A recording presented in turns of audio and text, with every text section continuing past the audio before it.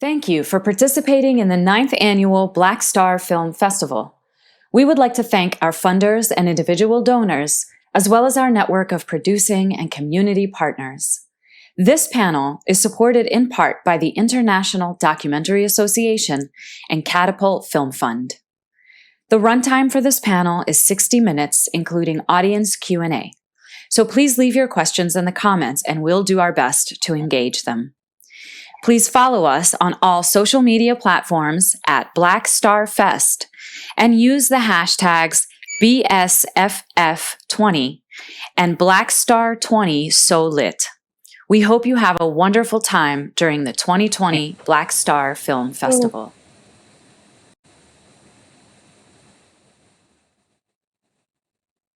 Hello, everyone. Thank you so much for joining us for this panel, Nonfiction, Vernacular, and Collaboration.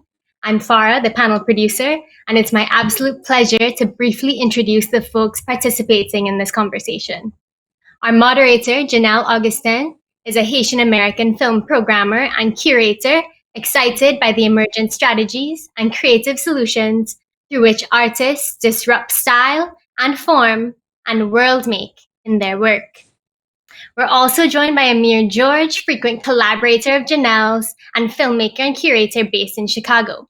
Amir is the co-founder of Black Radical Imagination with curator Erin Christovale, and his film, Man of the People, will be screened on Monday, August 24th at 7:30 p.m. as part of the Chronicles short program.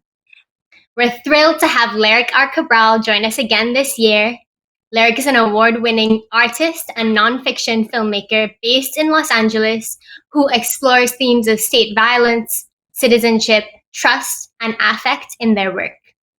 We welcome Kevin B. Lee, a filmmaker, media artist, critic, and professor known for introducing the desktop documentary format and most recently co-curating the Black Lives Matter video essay playlist with Will DeGravio and Sydney Wild Harris. Finally, we welcome Jasmine Jones, a Brooklyn-based, Bay Area-raised visual storyteller and thought leader with Bufu, By Us, For Us, whose work centers around Black femme interiority, vitality, and intimacy. She will be sharing a teaser for her upcoming work, Seeking Mavis Beacon. One of the most influential Black women in technology is a figment of our collective imagination. Mavis Beacon was invented by the co-founder of MySpace to sell the world's most popular typing software. But the real woman she was modeled after disappeared in 1995. Seeking Mavis Beacon poses critical questions regarding anthropomorphization and the consumption of marginalized bodies in the tech industry, while reimagining the legacy of a missing historical figure.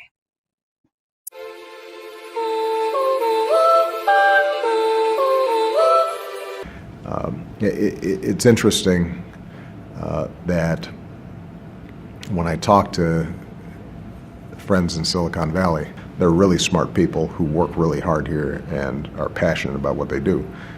The technology gap is massive. So I would actually type up. So yeah. I could type, for example. I You gotta remove and then make the F capital. So I gotta make the F the higher case. Did Ava Duvernay just confirm she's in talks to get behind the camera? Ava called me up and said, look, I have this idea for inclusiveness. Let's do something that's never been done before. The new trailer is out, and it's nothing short of cinematic.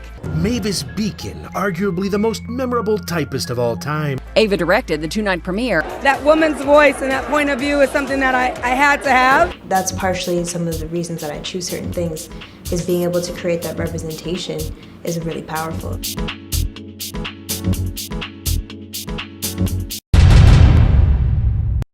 It's obviously not my computer, and I took a picture of it in the studio, and then everybody was like, don't put that up, blah, blah, blah. I was like, let it go up. In the past, 2-3 weeks where people were really like, oh, he must be going crazy.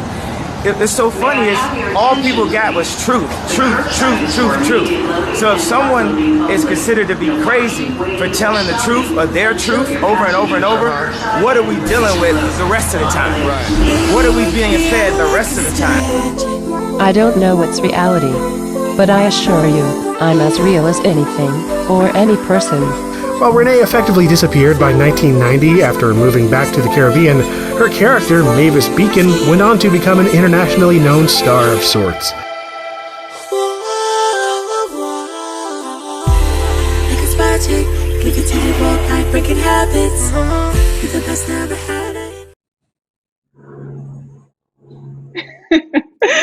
That was wonderful. Thanks to everyone, and thanks to Jasmine for sharing your work. I was just like cracking up and so inspired watching that.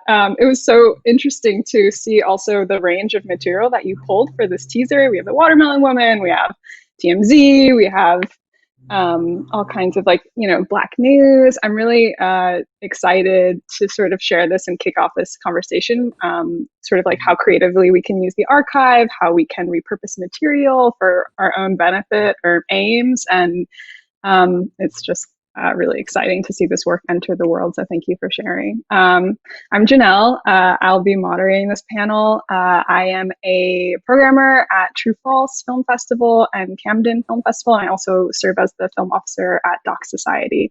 So my work is really to find and support filmmakers who are really pushing nonfiction forward and doing exciting new things. I will kick it off to you, Jasmine, if you want to just introduce yourself a little bit and say a little bit more about this project that you're working on, and just sort of we'll kind of talk about a little bit Prism and True False after, but I'll pass it over to you. Yeah, thank you guys so much. And hi, everybody. I should have opened the Facebook page so I could see what's happening in the chat, but just imagine. We can imagine together. So yeah, we just saw a teaser, and it's interesting that teaser for the project was something I kind of assembled a year ago, just creating a vibe of like the potential of where this project could go. And ultimately, all the people that you see their images kind of appropriated in this video are people I would be interested in hearing from and participating in this project. And so just to kind of break it down in three prongs, in the three acts, Seeking Mavis Beacon, it's an investigative project, it's an archive, and ultimately it's an experimental documentary about Mavis Beacon and Renee L'Esperance, the woman who modeled for the original Mavis Beacon Teaches Typing software. So in Act 1, I'm inviting different Black artists and thought leaders and technologists to kind of collectively imagine the history of Mavis Beacon and fill in those blanks. Very similar, I would say, to the Watermelon Woman, very much inspired by Cheryl's work, and kind of just saying, you know, if she exists and there's this Mandela effect around Mavis, well, let's give her a really dope backstory together. So I'm excited about that. Act 2 will be looking at what actually happened to Renee L'Esperance, the woman who was scouted at a Saks Fifth Avenue in Beverly Hills in the early 90s, late 80s, and yeah, modeled for a flat rate for the first time in her life and was never interviewed. Nobody has ever heard from Renee L'Esperance on her thoughts about this software that went on to sell over 6 million copies worldwide. So I'm really curious just to hear about her perspective on being kind of, unfortunately, one of the biggest faces in tech, Black faces in tech. Like, I think I saw an article, who else do we have in the game world too, that has kind of replaced Mavis, and that recently made me really sad, and also really excited for the project. And then in Act 3, I'm just trying to track down Renee L'Esperance and interview her if she consents, and, you know, erect a monument in her likeness in Silicon Valley as a cautionary tale, and a reminder that, you know, she was there in the early days. So I'm really excited about that. And maybe, you know, further down the line, as like the project gets grander, I'm like, we need a Mavis Beacon holiday for all of like the Black folks who have been erased in tech, just so we can like take a pause. So it's ever expanding, but that's just a little taste. And thanks. Thanks, Jasmine. Wonderful. I'm going to pass it over to my partner, Amir, my programming partner. I'd love to just sort of, you and I, can we give some background on Prism and sort of why we brought everyone together? Yeah. Well, like Prism was this like new like initiative that we had like launched at True False, that invited like 12 like artists of color who are like working in like nonfiction to basically like present their projects along with a group of like art industry leaders. And this was a real like non-competitive experience and non-competitive atmosphere that we wanted to create. I think that was like something like really really like special about it, and allowed for more like vulnerability amongst everyone to share. And everyone's basically contributing to this new, not this new, but this continuous like documentary language and all their like different ways. So I think like Prism brought together all these, like various like concepts and ideas to pretty much like expand upon. Mm-hmm. I would also add that like Amir and I were like laying on the floor in our office thinking about what to call it, the program. We were sort of wordsmithing, and we came to Prism because we really wanted to think about how there are all these different colors and they get refracted through a clear space and then sort of shoot out this wide spectrum. And we felt that it was really important that the clear space be the institution, the role of the institution or the curator, and its transparency. We sort of allow the light to pass through us and sort of like gather it from disparate corners in order to kind of put something out that's richer and fuller and wider in expression. So that's sort of the motivation behind it. So I'm going to kick it off with a couple of questions, and I'll just sort of let people jump in. I also want to just shout out to our other two panelists, Lyric and Kevin, who served as like workshop artists during Prism. So we had them give these longer presentations on their works in progress and their previous work, and they were sort of function as kind of mentors and really experienced people and makers who are I'm in awe of, and we all sort of look to see what's kind of further down the line. So I want to ask you all my first question, which is, how do you each define the role of a collaborator versus a subject? Whether that's the people that you have on camera or the people that you work with, and how do the gaze, control, and proximity to the story figure into your distinction for how you work with one another and also the people that you capture on screen?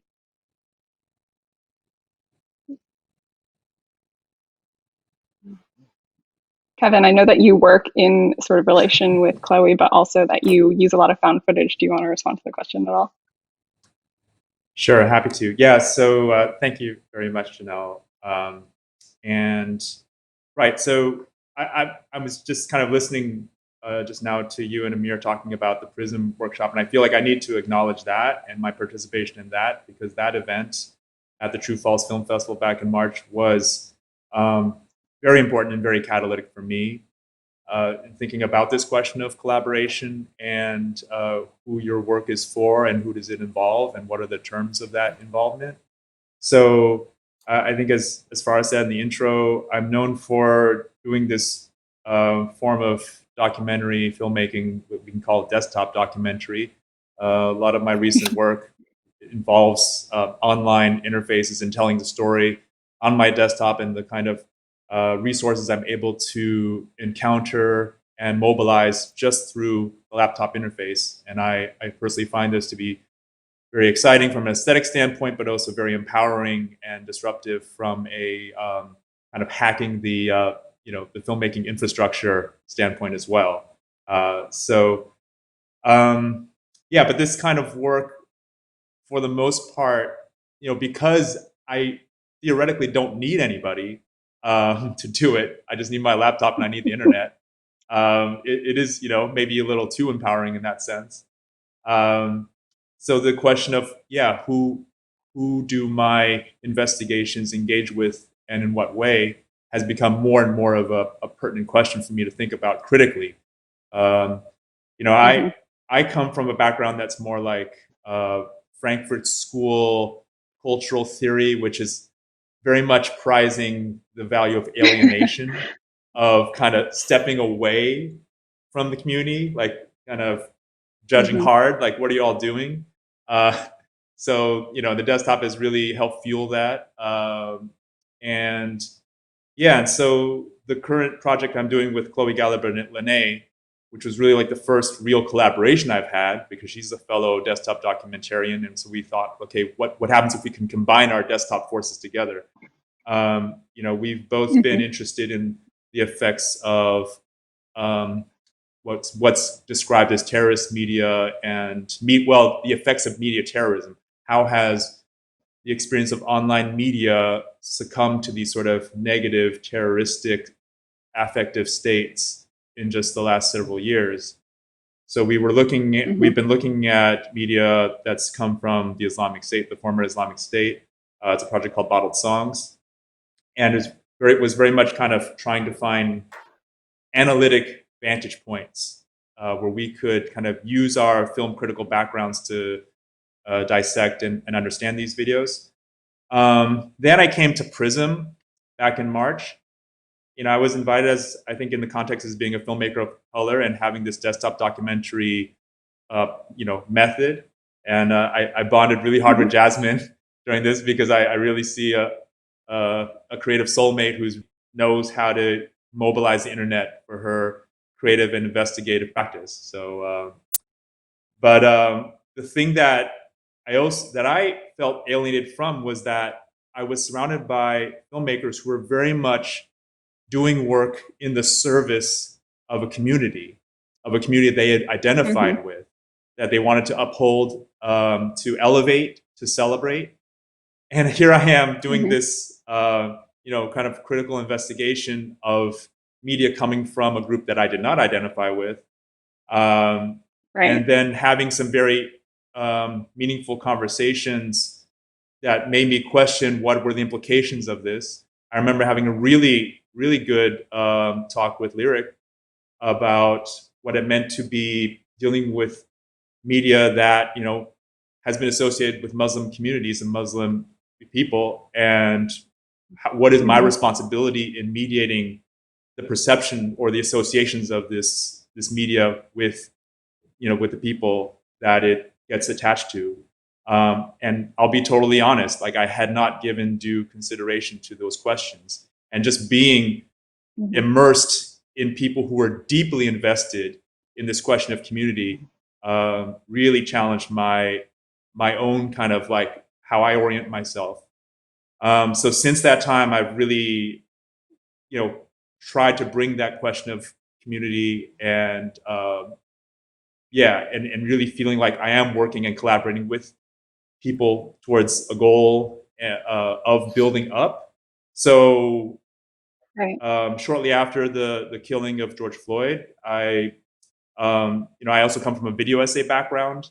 I made a lot of video essays, and I have reached out to a couple other fellow video essayists, Will DeGravio and Sydney Wild Harris, because we all shared this kind of wanting to do something in response to that terrible death, and thinking like, what can video essays do in response to it? How do video essays work as a form that can illuminate, that can properly contextualize, and could actually even mobilize communities in response to this? And so then we just started putting together a playlist of video essays that we found on the internet, and really coming from all different contexts, like YouTube videos, explainer videos, video art, social media, academic video essays, just kind of grabbing from all these different contexts and really trying to put together this kind of community of videos and video makers in ways that they may not have imagined themselves.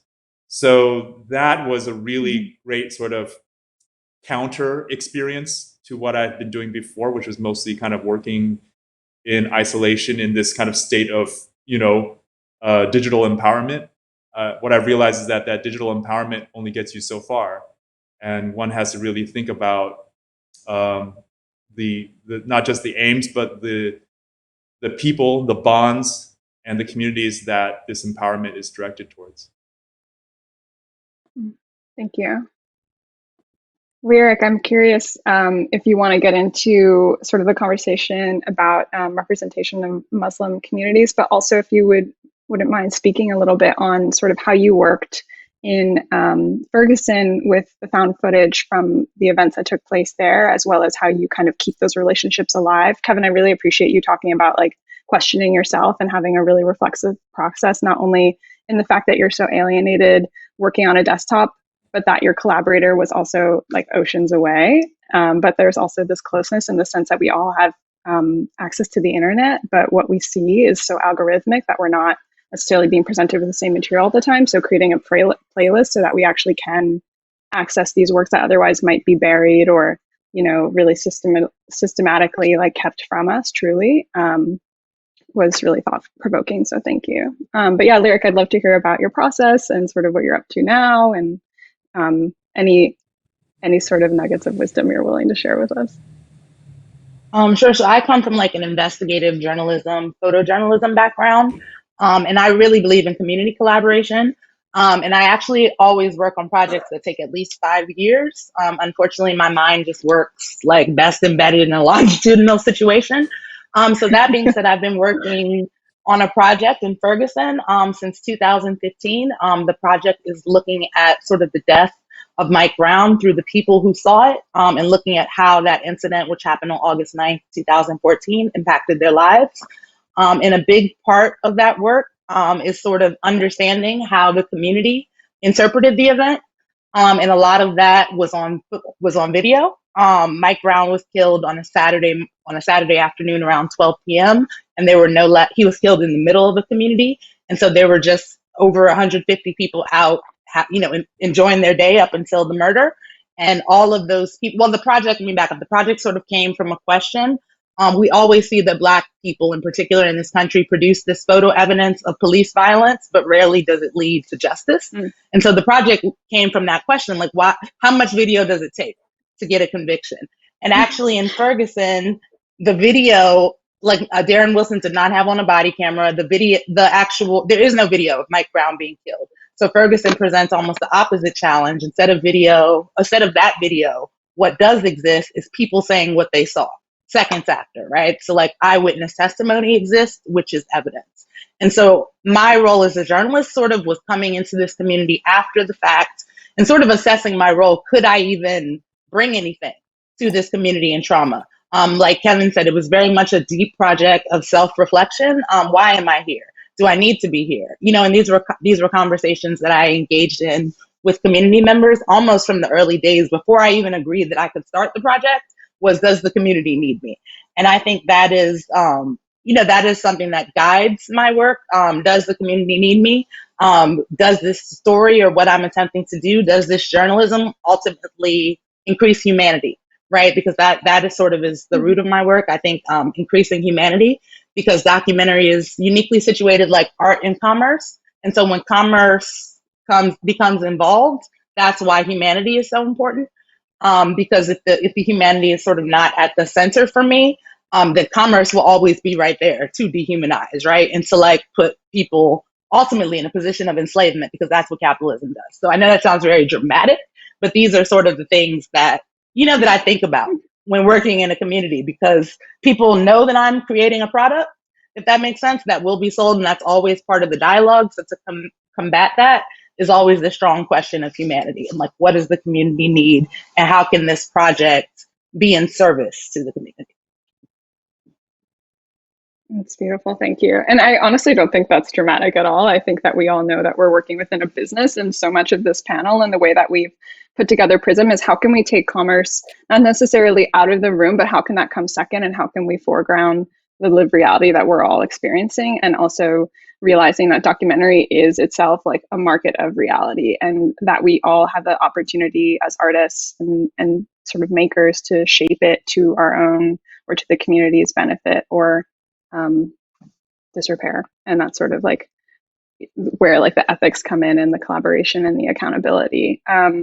It's really interesting also to consider that in your piece, Lyric, you've got all of this evidence, and yet legally, whether or not like eyewitness accounts are sort of like taken to be reliable evidence is really fascinating to me as someone who thinks about documentary. Whereas Kevin, you've got all this found footage that's highly produced but made to look as though it's reality. And in some cases it is videos of actual violence, but in other cases it's meant to look like Hollywood. I wonder if you two have any sort of thoughts about how diametrically opposed or not those pieces are together and the material that you're working with.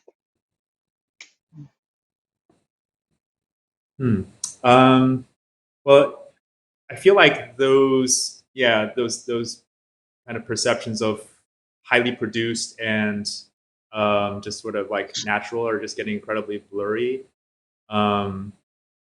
Where, you know, I don't know, I feel like we live in, and I think Jasmine is actually the best person to talk about this.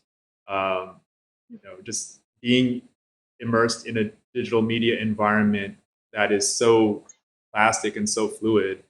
And, you know, you can have like, you can put like, you know, some really highly produced blockbuster clip from like a Marvel film next to something like in a smartphone, and it just all kind of blends together. And, you know, each one kind of has a certain kind of rhetorical affect to it. And it's, yeah, and I think what's interesting is like these things all just kind of get washed together in one's mind. Yeah, I actually think Jasmine would have a lot to say about this. Not to put you on the spot, but Jasmine, go for it. Let's do it. Yeah, I mean, it's like, I'm just like, there's so many things to say. Also, I just want to like shout out, circling back to like when Prism was such a big deal for me. And I feel like Kevin, your work and Lyric, your work are representative of, well, y'all know, like my whole presentation at Prism was on kind of just like documentary as like a healing modality, and how can film be used to like really like better like our current existence. And so, and for me, that kind of like making this Venn diagram of it needs to be like stories that need to be told and entertaining and something that feels good on a soul level. And I think that like, for example, like I really respect the way you guys approach fact finding and archiving and truth building, because I feel like my little Venn diagram wouldn't allow me to pursue these projects that I'm really grateful you guys are pursuing, and like with the level of consideration and care that you are. And like, as you guys are raising this question, like, I don't know, I feel like the video that Lyric is talking about, where it is coming from one person's phone, filming another person who just saw something, who is like relaying a firsthand experience. Like, to me, if you were trying to make an argument, that would be far more convincing than a highly produced clip of something, or like a newsreel, you know, like I'm far more prone to believe the people than the newsreel. And so, and it also kind of reminds me of Chi-Wei's question on, I think, like, was it the first day of like, what gets in the way of truth? Which I just like, for me, it was like, well, I remember him asking what gets in the way of truth, and that is just such a, not a priority for me, or like truth has not been a priority for me, but then there are times where truth is really important. And so I think like, I don't know, I think what people believe these days, like I think that there's more truth to be found in the pixelated, poorly, shaky, not Steadicam, like, and I think as I'm trying to like construct a truth that feels like indisputable or create a legacy that maybe does have some like, you know, some embellishments, some editorializing in it. I think like I want both of those things. You know, I want all of those things. I want, I think in the way that also Kevin and their collaborators seem to be approaching this playlist is really like, I want, you need it all. You can't just have one perspective. You can't just have the highly produced videos. And I also think kind of what Lyric acknowledged, I try to take it down, like Black people produce photo evidence of police violence, but rarely does that lead to justice, is like, you know, I think also I'm just not interested as somebody who's witnessed like, you know, the Rodney King debate play out. Like that's what I've been raised into, and, you know, shouting out my collaborators, Boofu, and that collective. And, you know, we're a collective of 4 folks who are looking at kind of themes around solidarity through a series of different types of projects in community. And our first project was a documentary, an interactive documentary on Black and Asian cultural and political relationships, which is massive. And there's no singular truth that you can pull from that. And we also wanted to make it very clear for the people watching that they would not be spoon-fed an answer onto how, you know, how solidarity and discord works, you know, but actually like they are implicated in that conversation. And I'll try to get through it really quickly, but we went to Los Angeles for the 25th anniversary of the uprisings, and we had filmed a bunch of interviews from a variety of perspectives, from interfaith church services and exhibitions on the uprising, and liquor store owners and people that were there at the lootings, and just really trying to like paint a picture. Black Lives Matter activists who were speaking at conventions on it, and I made this edit, being like the person in Bufu who's coming from the film world, and I made this edit that was like very sensationalized and stealing from Getty's archives and like just doing the thing, and it could make you cry. And the rest of Bufu watched that and they're like, this is too entertaining, this is too salacious, like, can we make this slower, can we make this meditative, can we make this not cute? And for me as a filmmaker, it was I think that was one of the most important conversations I had with those collaborators around like, where do you sacrifice entertainment value for like, and is it possible to revisit that newsreel footage that was filmed in such a violent way with such a clear viewpoint and narrative that they were trying to get across? Is it possible to break that open? Is it possible to take these clips and to detach kind of the energy that they were created in and the effects that they created?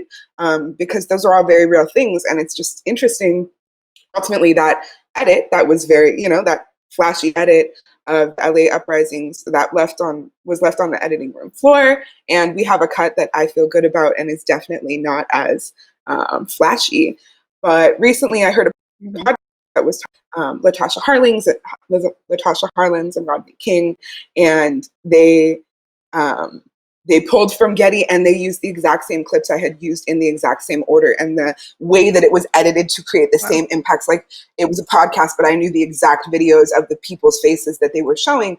And it made me realize how I was falling victim to this like Western archive that was like, it was impossible for me as a Black filmmaker trying to tell the story I wanted, even though there was all the like visual evidence, like, yes, this thing happened. There was no way to kind of reach our goal, which is to like really unpack what happened there, and not just fall into the same trappings. And seeing like that edit that I'm talking about that I cut, that was 2 years ago, and about 2 weeks ago I heard an edit that I would say 3 clips in a row were placed in the exact same way for the exact same duration, creating the exact same kind of effect. And that's something where, when I'm thinking about truth, right, where it's like that archive was truthful, those clips are truthful, those newsreel, like that happened, but we keep telling the same truth about the LA uprising. And I'm sure if I watched more documentaries about it, I would see those same clips recycled. And at some point, I think we also have to just get away from this idea of like facts and what happened and reality, and this is how it's told in the news and all of those things, because none of it is truthful. Yeah, exactly. Yeah. I appreciate that you brought up the archive, because I think what's so fascinating is to realize that we, one, are not generally well represented in the archive, right? Like, it's not often that our images are collected and accessible. I think about the book, The Sweet Flypaper of Life, and how hard it is to get a print copy of that book. And I grew up in Harlem, and I really wanted to get a copy, and they're so expensive, and it's photos of where I grew up and sort of the people that I consider my family and my neighbors, and it's not easy to get to. Or like how often many museums, aren't free, or it's not comfortable to go into. So there's that, thinking about our visual representation and like where we can find generative material. But then also, and I'll come to Amir on this because this piece is really playing with the archive, but considering that the work may have been captured for different aims, and that if we want to repurpose it for work that is inspiring and soul nourishing, it might take using like deep fakes like you do, Jasmine, or sort of like playing with what's available in order to bring something new out. So Amir, I'd love for you to just tell us all about your work and how you were working with the archive in Chicago, and just what it was like digging for material to make this piece. So my piece, Man and the People, was commissioned from the Chicago Film Archives, and every year they basically commission like 3 artists in Chicago to work with the archive. So I'm like from Chicago, and growing up, you develop all these interests around the like pretty much like the city history. So I found that they had oh, there's like Harold Washington films that had never been used before. And Harold Washington was like the first Black mayor of Chicago who was in office from like 84 to 87.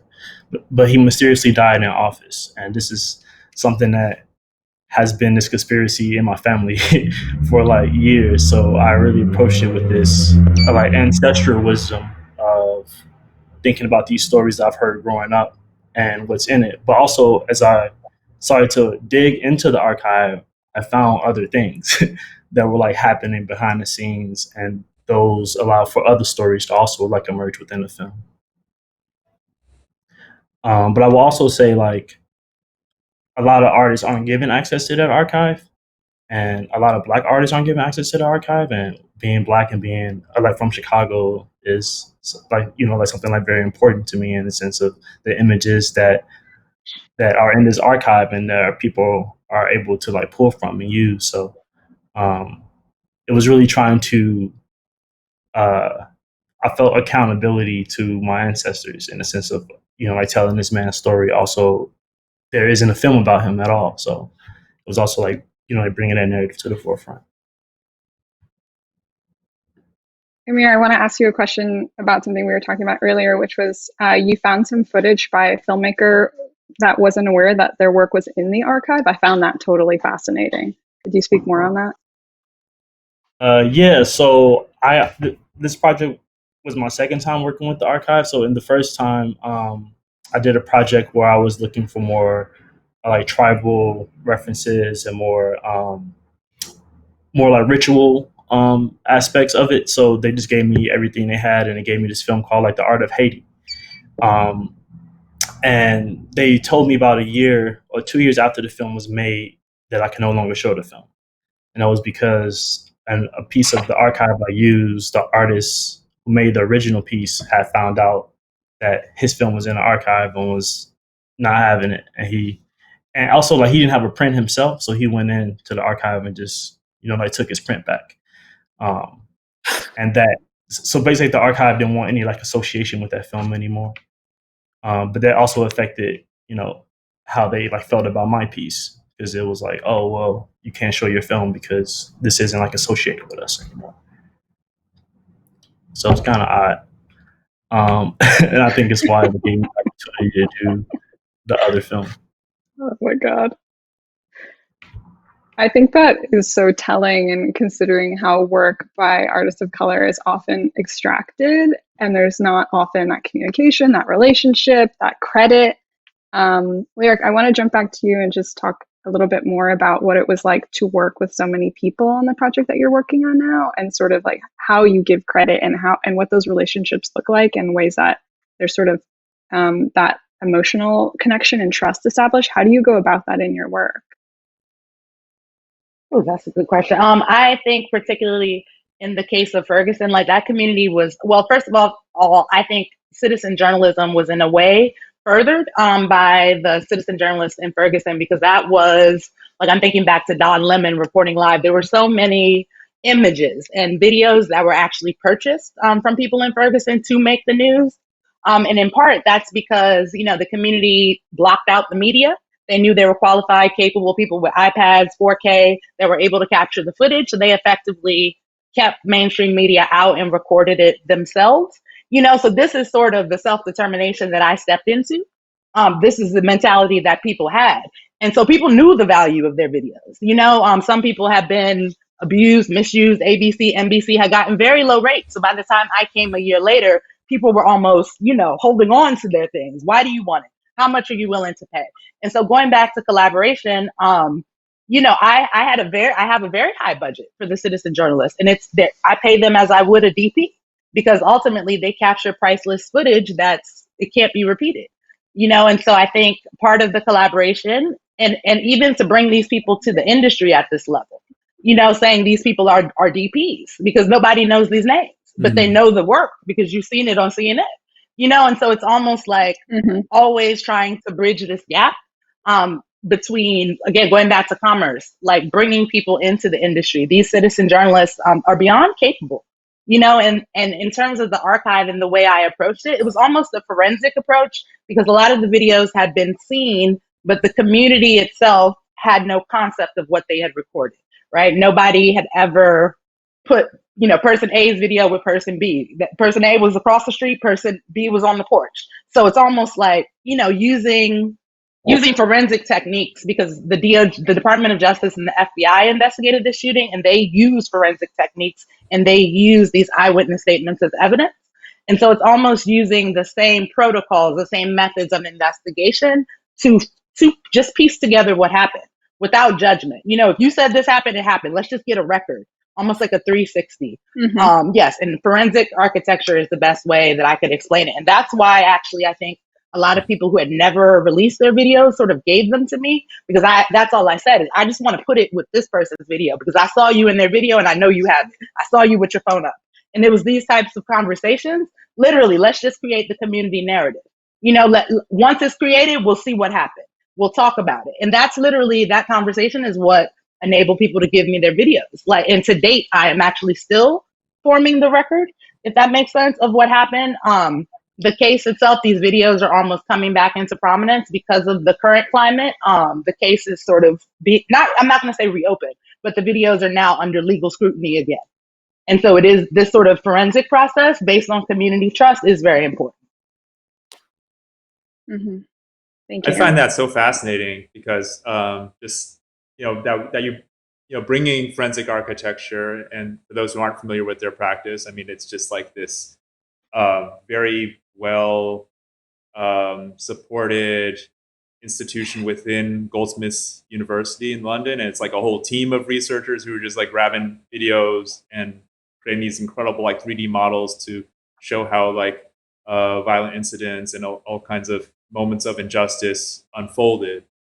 But listening to Lyric's account of the kind of relationships that she is building and negotiating and managing in the course of getting access to the footage, just makes me it just brings to mind so much of that labor, so much of that legwork, and that and very much the community aspect of it that is rendered invisible in a forensic architecture piece. I mean their work is amazing, don't get me wrong, but those sorts of questions of how this footage is acquired and how it is being utilized are just not present. So Lyric really that's a really stunning kind of image that you present us of how much of the kind of labor that needs to be accounted for and has to be acknowledged. Yeah, I just want to say one more quick thing. Oh, go ahead. Oh, everyone's going.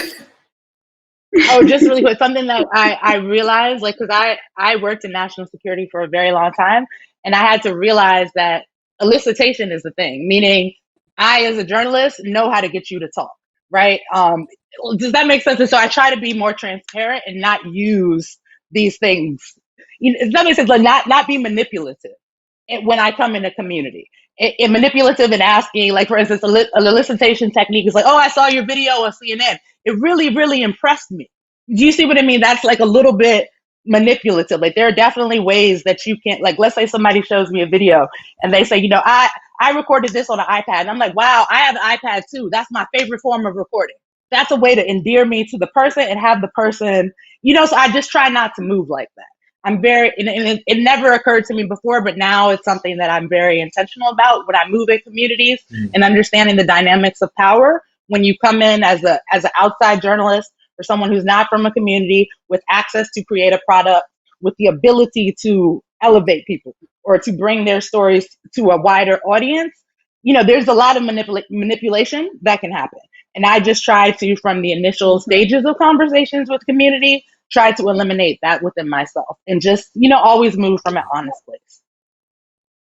Yeah, I mean, it really connects back to that question that Jasmine raised about, what kind of truth are we looking for in nonfiction and documentary, and how is that truth made visible? And, again, it's like transparency, thing like forensic architecture. And you can, for those who don't know forensic architecture's work, you can go to their website. They have all of their investigations published on their website. So that's kind of transparent in itself. And when you watch these videos, it does seem very transparent, just all of the material that's laid out, and you just feel like you've got this very immersive view that was kind of withheld from you before.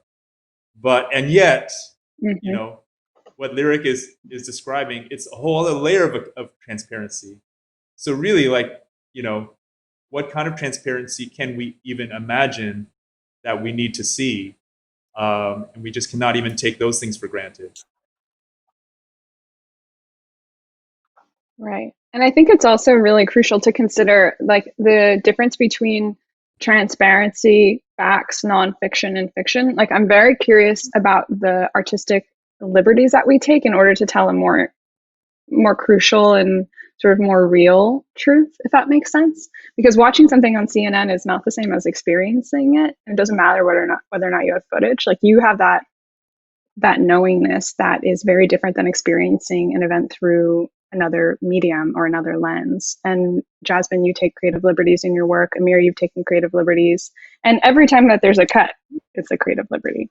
And so I'm curious, like, you know, we titled this sort of nonfiction vernacular because I'm interested in how you all think about truth and reality, and also what's it like to sort of move through the world in the way that you do, and how that comes into your work as artists, really. And sort of what, I mean, if I can phrase it as a, go ahead, Jasmine, yeah. I don't know. I mean, I love that question, and I think it's something that's come up. And also, just like, sorry, I got a gas Lyric again, piggybacking on what Kevin was saying, but like you talk about your practices and journalistic like techniques and elicitation techniques, and at Prism you kind of outlined also how you work with therapists when dealing with like traumatic subject matter with certain communities, and even like going as far to like show clips of your work and be like, okay, here's where things went left, and here's where I changed my practices. I think like that's deeply radical. So I just want to thank you for that. And coming back, sorry, now I got too far up Lyrics gas to remember the question. Do you mind? No. My question, Jasmine, was sort of like, what is gained by taking creative liberties and sort of playing with fiction and nonfiction for you? Yeah, I think I feel like I've broken, for the sake of like clarity and people understanding what I'm trying to do, because I'm trying to do so many things, it's been very simple just to like, my project is in 3 acts. You go from truth to, or you go from imagined to truth. And that second act is kind of a transition, but ultimately it's just like, look, it starts off fiction and by the time it ends, we're like in full documentary. And so I feel like that kind of simplicity and those parameters makes it easy just from like a perspective of pitching. But also, I think something that I've talked about, and I think Jeanelle and Amir, you probably heard me chatting about this in some Prism chats, but like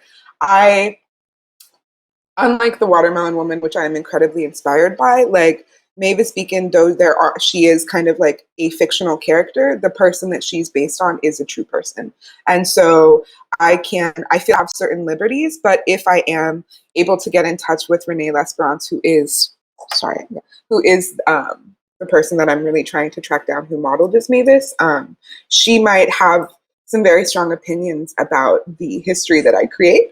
For example, I'm queer, so I got a lot of different things that I'm interested in. I'm a big advocate for like sex workers and things. So like the history I might build for Mavis, where she's like all sorts of things and queer and polyamorous and, you know, moonlit as a dancer or something like that may be very different than the kind of legacy that Renee Lesperance is interested in being affiliated with. And so there's definitely like, I have to move, like I can have my fun with it. And I also have to move in accordance. Like I would like this film to be something that she feels affirmed by.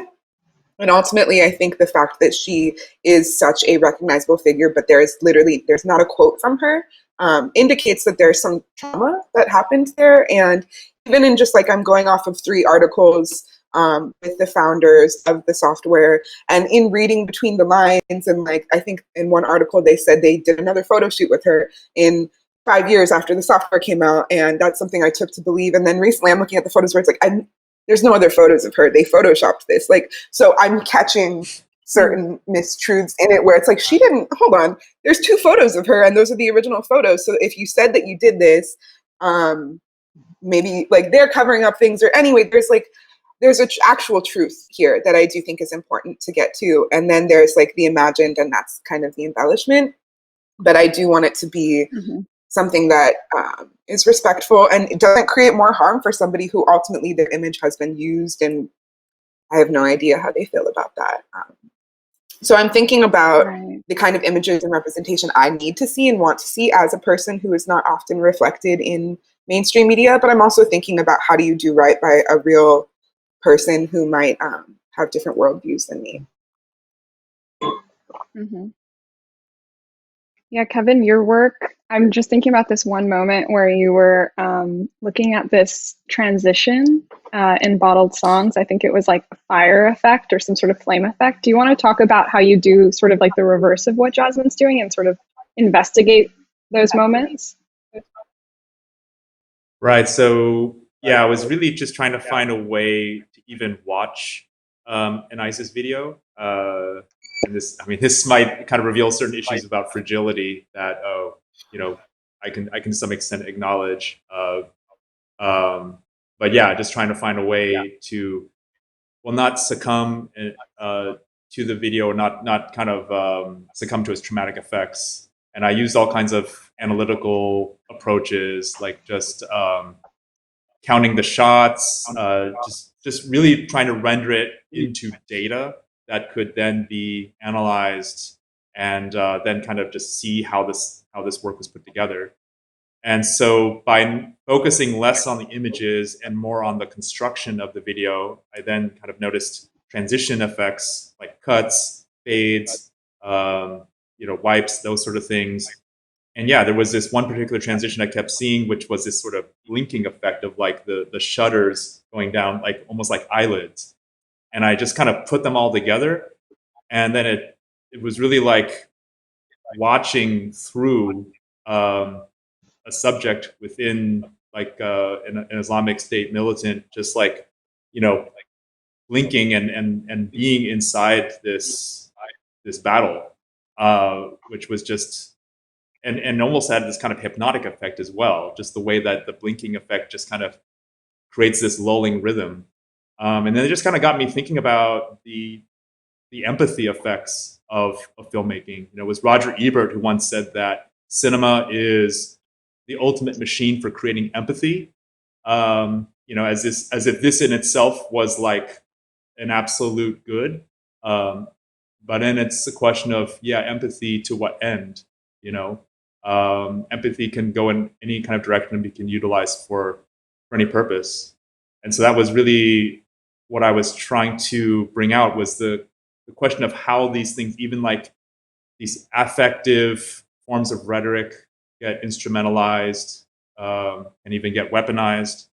And I remember the response from the Prism group, like in a weird way, because so many of the participants were all about empathy. I mean, they saw empathy as like the one tool that they had in their disposal, one of the most powerful tools to let other people see the experiences of those who are not seen. And then to even have this kind of tool questioned. And I felt really bad about it. It's like, no, I don't want to, question the tools that you have if they're powerful for you. But it led to a lot of really interesting conversations about, okay, what should we not take for granted? Like even in the things that we're trying to do for good, the tools that we cannot take for granted that these tools are inherently good. That's fascinating. Amir or Lyric, I'm curious how you all consider that work, making work for good, or just sort of the central ethics that you might be working with when you create new pieces and put them into the world.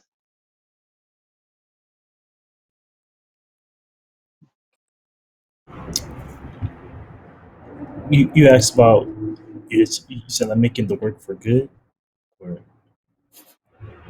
It doesn't necessarily have to be for good, but I'm curious about sort of when you put a work out into the world, what are your aims, and do you have central ethics for sort of like, I'm not going to make that cut, I'm going to play it 2 seconds longer, or what am I going to lead out, and sort of how do you keep yourself honest, and whether that's like people that you talk to, like collaborators, or whether that's sort of like central tenets that maybe you refer to. I say for me, I'm just trying to like evoke emotion, in all aspects of the film, and how it's moving, how it sounds, how it's feeling. First, like for myself, and then me feeling comfortable with that is giving myself the go ahead to put it out there. I don't know what people feel all the time. I think with Men and the People, since it's more based in this like historical sense, the interactions I've had in the screen, the film, have been people who were alive during his like tenure as mayor of Chicago, and like how that felt as a Black person in the city to see this man in power. So I think that's, if anything, like affirming to those emotions that I set out to pretty much like evoke in the beginning.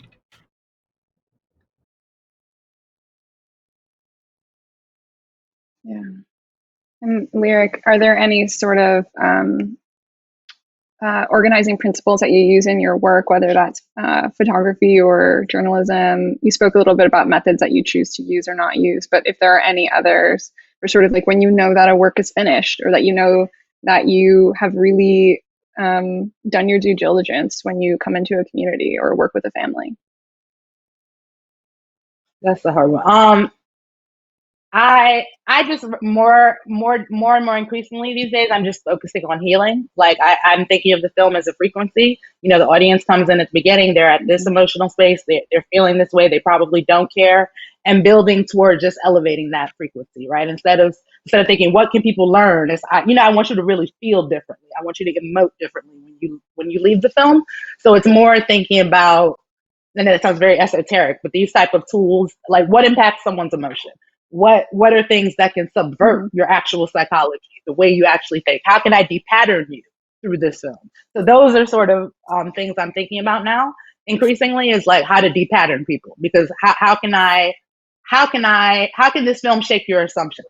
More so than a takeaway, this is how I'm thinking, because I realize it has to start from the first frame and sort of build. And I'm thinking of the music as a choice toward that, transparency as a choice toward that. Like, I'll just talk about Terror really quick. That's a film about an FBI informant. We filmed him, me and my co-director David Sutcliffe filmed him on an active case. And, I knew it would be in everyone's mind, how did they get here?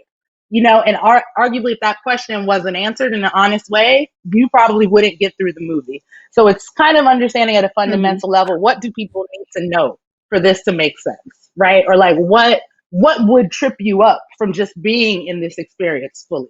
And so I'm trying to think about those things and answer them quickly, early, be transparent about them so that we can move on. And yes, ultimately, I'm just trying to think of the film as a frequency, and just every act, every scene is raising it. Mm-hmm.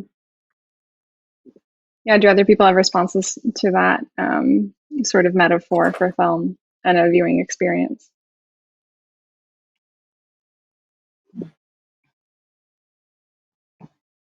Well, I definitely I just love hearing the desire for healing. Oh, I'm sorry. Go ahead, Jasmine.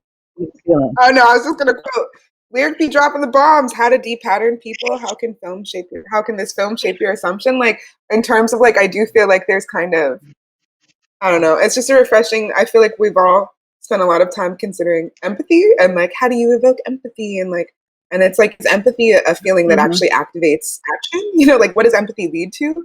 And so like, I kind of just like that shift, which feels like an evolution of that question. How can a film evoke empathy? And it's like, no, how can can empathy de-pattern people, or how can we de-pattern people if it's not using empathy but other emotions? So again, Lyric, I look forward to your text on best practices of documentary filmmaking. Should you ever decide to release that? Hilarious. But I think empathy is very cheap, right? something that you just hit on. Right. Right. It's based on pain usually, right? Like you have to like feel someone's pain to care, which is like bullshit. Because usually the pain we're feeling is Black people, and that pain is just being capitalized on and exploited. Yeah. Right. Yeah, like I was just going to say exactly the same thing, which is I think for so long, artists of color and especially documentary filmmakers have been told that you need to tell sort of the most tragic, the most harrowing story. You need to live it yourself. And what Prism was made to do, and like why I've pulled you onto this panel, is like you all reject that. And you also still make work that is nourishing. But it doesn't need to come from this place of pain and trauma. It can still come from a place of like artistry that still tells something real and isn't made to sort of sway people's opinions or change people's opinions or make people care who don't care in the beginning, because that's really not anyone's intended audience. Like that's not what your work is on this planet. That's just not your burden to carry as artists. And I sort of reject that for all artists of color, and hope that your work really changes other people's minds in that framing, because it's so ridiculous. And kind of just also like hopping on or like connecting the dots between that, like how can this film depattern people? I feel like, Kevin, your film is actually like analyzing like it's kind of taking that thought and it's like, okay, this filmmaker is trying to pattern people. Like this film has a very clear point, right. And it's a propaganda film. And so kind of like also unpacking the mechanisms of how those patterns are created. And then like, I just love how you get lost in the sauce and caught up yourself, and like how far can you spend time analyzing a pattern before you're like in it or recreating it or falling victim to it, like all of these things. So I just, Yeah, it never ends, and that's the thing. I mean, I'll just say one more thing, which was Harun Faroqi once said, "Yeah, empathy," because he was a dyed-in-the-wool Marxist. Empathy, it's only good if it can create a new form of alienation. But then maybe it works in the other way too. Maybe alienation is good if it can lead to new forms of empathy. So I guess you just kind of need both.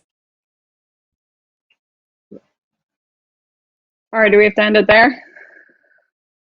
We do, yes. Thank you all so much for joining.